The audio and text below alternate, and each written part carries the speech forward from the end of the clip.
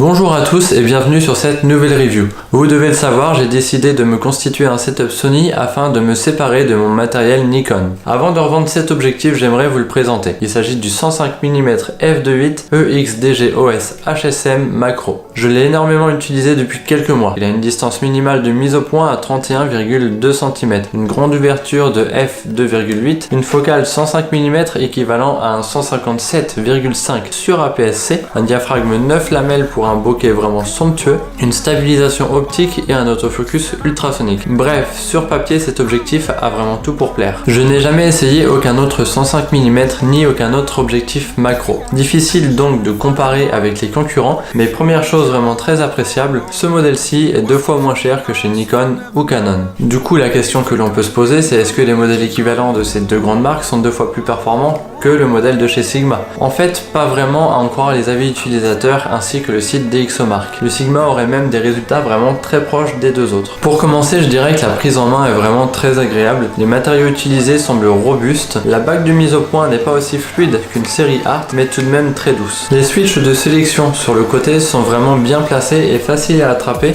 même quand on a l'œil dans le viseur. Pour finir, je dirais que le poids est raisonnable car cette focale fixe est plus légère que ses concurrentes ou qu'un 70-200 f2.8. Si vous décidez de faire une concession sur la polyvalence et d'être mobile pour trouver le bon cadrage, alors vous aurez un objectif confortable et vraiment facile à utiliser. J'ai beaucoup utilisé cet objectif sur les spectacles du parc Disneyland. Il m'a permis d'obtenir des clichés vraiment très piqués avec un bokeh magnifique en arrière-plan. À pleine ouverture, c'est-à-dire f2.8, les images pourraient parfois être un petit peu molles. Et si on ferme jusqu'à f5.6, on obtient vraiment des clichés très punchy avec un sujet très piqué qui se détache vraiment bien du fond. J'ai rarement fermé cet objectif à plus de f8, mais en tout cas grâce à la stabilisation optique qui est intégrée, on conserve tout de même une bonne lumière et une vitesse d'obturation très correcte. En parlant de vitesse, juste faire attention à l'autofocus. Comme tout objectif macro, il est moins rapide et réactif qu'une focale fixe standard. Pour ma part, avec les sujets que je photographie, ça m'a pas vraiment handicapé. Et pour quelqu'un qui voudrait faire de la photographie sportive, ça peut être déjà plus dérangeant. Les photos qu'il délivre, je les trouve tout simplement excellentes. Je n'ai vraiment quasiment jamais trouvé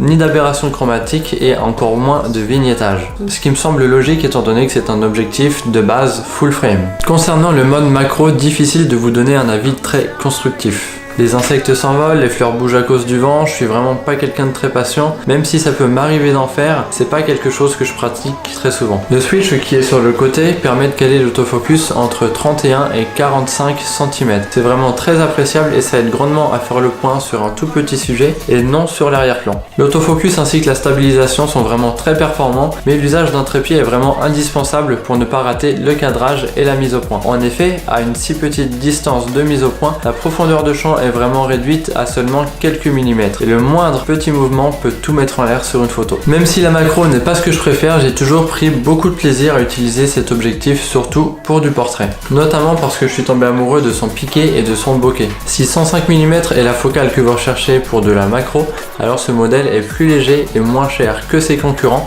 pour des résultats tout de même similaires. Pour le reste, il représente un super rapport qualité-prix. Il sera peut-être moins lumineux qu'une focale fixe standard qui pourra ouvrir jusqu'à f1.8 ou f1.4, mais sera tout de même beaucoup plus abordable financièrement. Et si vous hésitez à prendre un 70-200 f2.8, ce 105 mm sera peut-être moins polyvalent, mais en tout cas plus léger, transportable et facile à utiliser. Pendant que je parle de Disneyland, j'ai éventuellement pensé à vous faire une vidéo tuto sur comment prendre de jolies photos à Disneyland. Si ce sujet vous intéresse, n'hésitez pas à me le dire en commentaire et ça me fera vraiment très plaisir de vous faire cette vidéo.